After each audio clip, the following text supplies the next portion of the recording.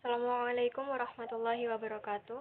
Perkenalkan, nama saya Laila Wafiatur Rahmah dengan NIM 211102040013 yang merupakan anggota dari kelompok 8 yang membahas tentang pengaruh bullying dalam memicu timbulnya kejahatan baru oleh korban dalam pandangan kriminologi. Perlu kita ketahui bersama bahwa kejahatan-kejahatan yang terjadi hingga saat ini itu memiliki berbagai jenis kejahatan serta beragam modus operandinya. Masalah kejahatan berkembang sesuai dengan perkembangan tingkat peradaban manusia. Jadi terjadinya kejahatan itu bukan semata-mata perbuatan yang ditentang masyarakat saja, akan tetapi juga adanya dorongan dari pelaku untuk melakukan perbuatan yang ditentang oleh masyarakat. Jadi di sini saya akan membahas mengenai definisi kriminologi, aliran-aliran dalam kriminologi, definisi bullying, macam-macam bullying, faktor penyebab bullying, dan juga dampak bullying. Baik, selanjutnya saya akan membahas mengenai yang pertama, yaitu definisi kriminologi sendiri.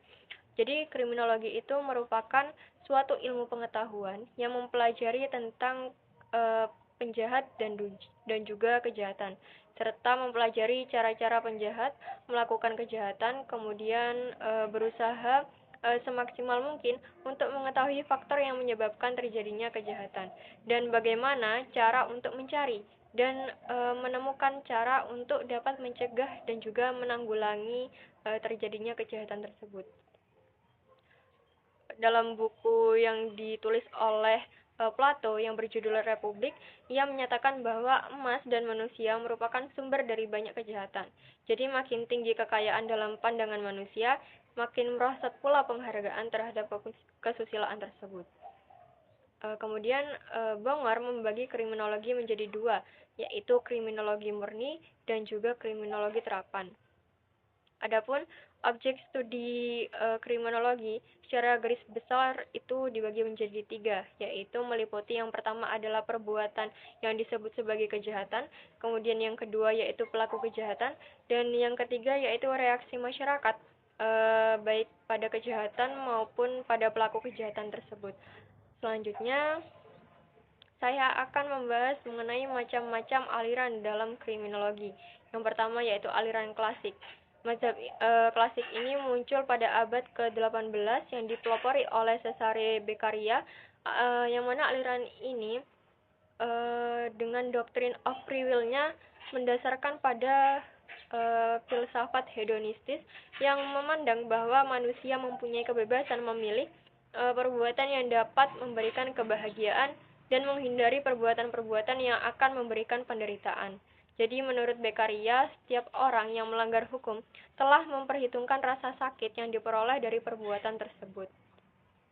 Kemudian aliran yang kedua yaitu aliran kartografik, yang mana aliran kartografik ini memperhatikan penyebaran kejahatan pada wilayah tertentu berdasarkan faktor geografik dan juga sosial. Menurut aliran ini, yang dinamakan dengan kejahatan adalah perwujudan dari kondisi-kondisi sosial yang ada. Kemudian yang ketiga yaitu aliran positif, yang mana aliran ini beranggapan bahwa kejahatan dihasilkan dari pengaruh perilaku manusia itu sendiri. Singkatnya, aliran ini berpegang pada keyakinan bahwa kehidupan seseorang itu dikuasai oleh hukum sebab akibat atau causa effect relationship. Kemudian pelopor dari ajaran positif ini adalah Cesare Lombroso. Menurutnya, kejahatan merupakan bakat manusia yang dibawa sejak lahir. Jadi dikatakan oleh Lombroso yaitu criminal is born, not made. Jadi Lombroso itu beralasan bahwa seringkali para penjahat itu memiliki rahang yang besar dan juga gigi taring yang kuat. Kemudian yang keempat yaitu ada aliran kritis. Aliran kritis ini dikenal dengan istilah critical criminology atau kriminologi baru, yang mana pendukung aliran ini menganggap bahwa pihak-pihak yang membuat hukum pidana itu hanyalah sekelompok kecil dari anggota masyarakat yang kebetulan memiliki kekuasaan untuk membentuk dan juga membuat hukum pidana tersebut. Selanjutnya, saya akan memaparkan mengenai definisi bullying. Jadi secara harfiah, kata bully itu berarti menggertak. dan mengganggu orang yang lebih lemah. Istilah bullying ini kemudian digunakan untuk menunjuk perilaku agresif seseorang atau sekelompok orang yang dilakukan secara berulang-ulang terhadap orang atau sekelompok orang lain yang lebih lemah, untuk menyakiti korban baik secara fisik maupun mental. Kemudian yang selanjutnya saya akan membahas mengenai macam-macam bullying. Jadi yang pertama itu ada bullying fisik. Jenis bullying ini dilakukan secara fisik, atau menyakiti fisik dari si korban, seperti memukul, mencekik, kemudian meninju, menendang, dan lain sebagainya. Kemudian ada juga bullying secara verbal, yang mana bullying ini dapat berupa julukan nama yang tidak baik, kemudian celaan, fitnah, kritik, dan lain sebagainya. Kemudian yang ketiga yaitu ada bullying relasional, yang mana jenis ini paling sulit dideteksi dari luar. Jenis bullying ini berupa mengabaikan seseorang, mengucilkan, atau menghindari seseorang, yang mana bullying ini dapat digunakan untuk mengasingkan atau menolak seseorang untuk berteman atau secara sengaja ditujukan untuk merusak persahabatan. Kemudian yang keempat yaitu ada cyberbullying. Ini adalah bentuk bullying yang terbaru saat ini karena semakin berkembangnya teknologi dan juga internet serta media sosial itu dapat menimbulkan sebuah bullying di media sosial, seperti mengirim pesan yang menyakitkan atau menggunakan gambar, membuat website yang memalukan bagi si korban, kemudian korban dihindarkan atau dijauhi dari chat room dan lain sebagainya. Kemudian ada juga istilah happy slapping, di mana yaitu video yang berisi di mana korbannya itu dipermalukan atau dibully, kemudian video tersebut disebarluaskan. Selanjutnya, saya akan membahas mengenai faktor penyebab bullying. Yang pertama yaitu faktor harga diri yang rendah itu berpengaruh terhadap timbulnya kecenderungan perilaku bullying. Kemudian, pola asuh yang otoriter dapat menyebabkan perilaku bullying pada anak. Kemudian yang ketiga yaitu faktor teman sebaya.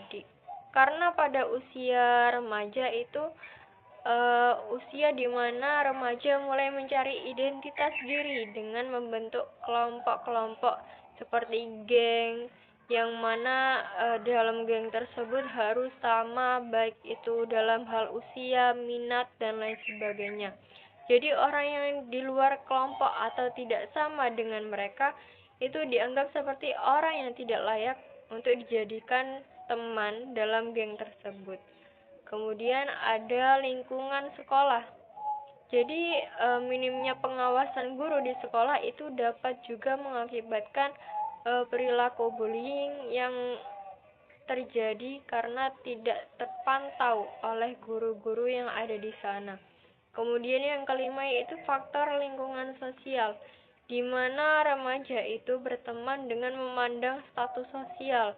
Banyak kan sekarang remaja-remaja yang harus berteman secara setara dalam status sosialnya. Kemudian yang keenam yaitu penggunaan media massa atau media sosial yang tidak bijak sehingga menimbulkan perilaku bullying. Baik, selanjutnya yaitu saya akan membahas mengenai dampak bullying. Yang pertama, dampak bullying itu juga sangat berpengaruh bagi korban, yang mana korban akan kehilangan kepercayaan diri atau rendah diri, kemudian meningkatnya self-criticism atau kritik terhadap korban, kemudian mulai mengisolasi diri, kemudian kesehatan mental yang buruk seperti gangguan kecemasan, anxiety, depresi, kemudian kesulitan untuk tidur, bahkan perilaku menyakiti diri sendiri. Bahkan banyak pula mereka yang dibully itu mempunyai pikiran untuk bunuh diri. Kemudian mereka tidak bisa bersosialisasi, prestasi belajarnya menurun, bahkan mereka juga menjadi bully victim atau melakukan tindakan balas dendam. Kemudian dampak bullying bagi pelaku bullying itu juga ada karena pada usia remaja mereka beresiko mengalami masalah psikologis jangka panjang. Gangguan tersebut bisa terbawa hingga dewasa jika tidak segera ditangani dengan tepat dan juga dengan benar.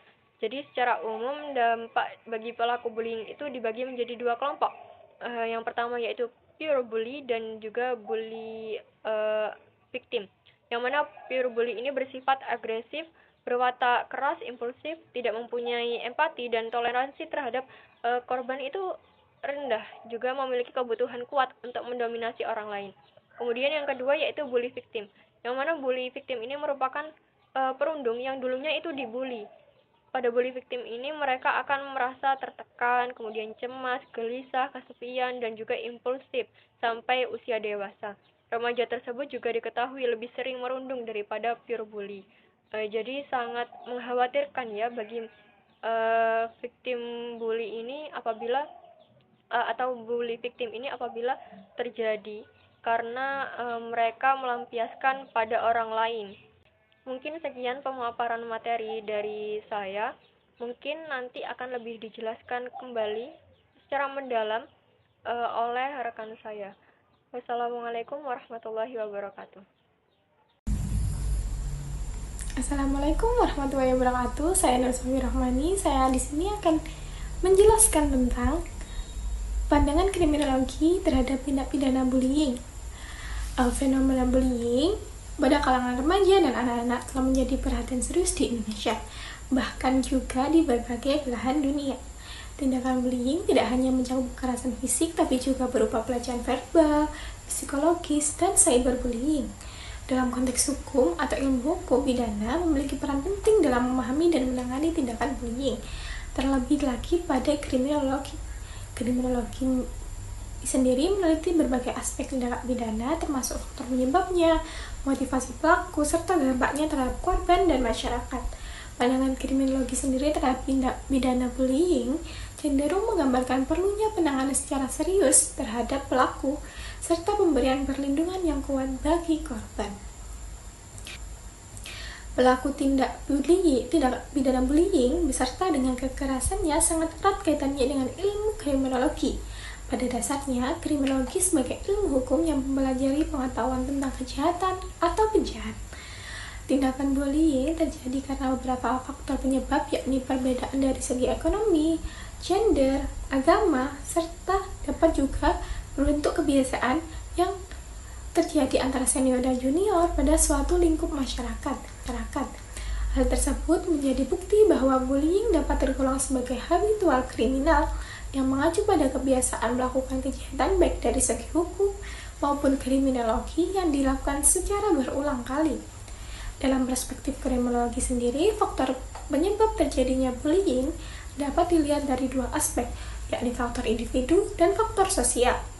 Faktor individu melibatkan faktor biologis dan temperamen, sementara faktor sosial mencakup lingkungan sekolah, keluarga, budaya, dan yang mempengaruhi perilaku anak-anak atau pelajar. Pemahaman mendalam tentang faktor-faktor tersebut, yakni pertama, kriminologi menelaah faktor-faktor personal atau individu seperti karakteristik psikologi pelaku dan korban, serta dinamika kekuasaan antar mereka. Misalnya, pelaku bullying seringkali menggunakan kekerasan atau intimidasi untuk menegakkan dominasi atas korban yang dianggap lebih lemah. Selain itu, kriminologi juga mempertimbangkan faktor lingkungan sosial. Lingkungan di mana individu itu tumbuh dan berinteraksi, termasuk keluarga, sekolah, dan juga komunitas-komunitas yang dapat mempengaruhi prevalensi dan jenis perilaku bullying yang terjadi. Kondisi seperti budaya sekolah yang memperbolehkan atau bahkan mendukung perilaku bullying, serta kurangnya pengawasan dari pihak otoritas dapat menjadi faktor pemicu terjadinya bullying. Dalam perspektif kriminologi, pentingnya untuk menyoroti bahwa bullying bukan hanya masalah interpersonal antara pelaku dan korban, tetapi juga memiliki dampak yang luas secara sosial dan psikologis.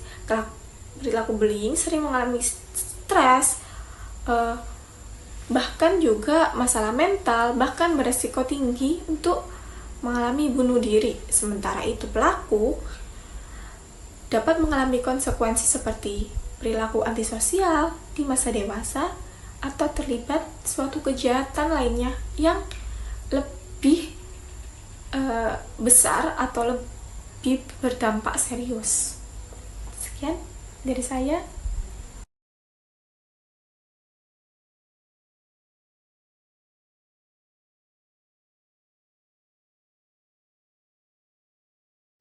Baik, Assalamualaikum warahmatullahi wabarakatuh. Saya Alfi Nuraini, NIM 211102040008. Saya di sini akan membahas bagian tentang pandangan kriminologi terhadap korban bullying yang menjadi pelaku kejahatan dan contoh kasusnya. Baik, saya akan menjelaskan tentang bagaimana pandangan kriminologi terhadap korban bullying yang menjadi pelaku dan beberapa contoh kasusnya. Nah, beberapa teori tersebut diantaranya ada teori labeling, di mana cap atau label yang diberikan oleh seseorang dapat berpengaruh pada orang yang diberikan label tersebut, terutama jika label yang diberikannya mengandung unsur negatif. Tentu hal itu akan menjadi dampak buruk dan menjadi pemicu timbulnya korban sebagai pelaku. 2. Teori subkultur kejahatan, di mana teori ini menjelaskan bahwa korban bullying mungkin mencari penerimaan dan rasa memiliki dalam kelompok subkultur yang terlibat dalam kegiatan kriminal. 3. Teori-teori konflik. Nah, dalam teori ini dijelaskan bahwa apa yang dipandang baik oleh masyarakat belum tentu korban memahaminya seperti itu juga. Korban yang salah pemahaman seperti menurut mereka apa yang dilakukan masyarakat terhadapnya merupakan suatu perbuatan yang tidak adil dan terkesan menindas. Nah, akibatnya mereka beralih menjadi pelaku kejahatan yang menurut mereka hal itu tersebut sebagai bentuk perlawanan, jadi boleh-boleh saja dilakukan. 4. Teori pilihan rasional. Dalam teori ini, korban bullying mungkin secara rasional memilih untuk terlibat dalam kejahatan karena mereka melihatnya sebagai cara terbaik untuk mencapai tujuan mereka, seperti mendapatkan uang, membalas dendam, atau menghindari victimization lebih lanjut. Faktor-faktor risiko. Beberapa faktor yang dapat meningkatkan risiko korban bullying menjadi pelaku kejahatan, termasuk salah satunya pengalaman bullying yang parah dan berkepanjangan. 2. Kurangnya dukungan sosial. 3. Masalah kesehatan mental. 4. Riwayat kepelecehan atau trauma. 5. Kemudahan akses senjata atau zat ilegal.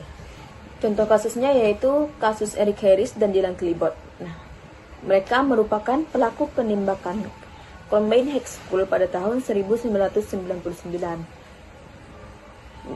Hal ini terjadi karena mereka semasa sekolahnya diintimidasi selama bertahun-tahun oleh teman sekelasnya. Nah, mereka kemudian merencanakan penembakan sebagai balas dendam. Kemudian ada juga salah satu contoh kasus yang terjadi pada tahun 2021 di Semarang, di mana seorang pria yang kemudian dibekuk polisi karena menganiaya mantan kakak kelasnya semasa SMP. Nah, pelaku mengaku menyimpan dendam karena ketika sekolah dulu dia selalu dibully dan dimintai uang oleh korban.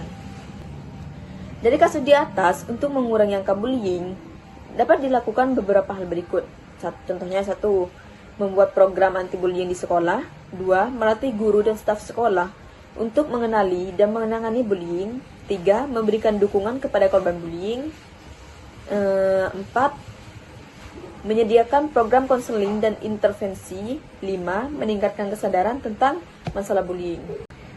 Korban bullying berisiko lebih tinggi untuk menjadi pelaku kejahatan karena beberapa faktor, yang salah satunya yaitu mentalnya yang sudah tidak stabil dan punya riwayat trauma. Tentunya hal ini yang dapat meningkatkan risiko tersebut. Pentingnya untuk menerapkan upaya pencegahan bullying yang efektif untuk mengurangi risiko ini dan melindungi semua anak. Bullying seringkali terjadi pada anak-anak yang masih duduk di bangku sekolah, meskipun saat ini bullying dapat dilakukan oleh siapapun, apalagi saat ini terdapat bullying yang dilakukan melalui media massa. Namun yang sangat memprihatinkan apabila bullying terjadi pada anak-anak dan pelakunya juga seorang anak. Maka seperti contoh kasus sebelumnya, korban bullying menjadi pelaku kejahatan akibat dari bullying yang dialaminya. Terima kasih.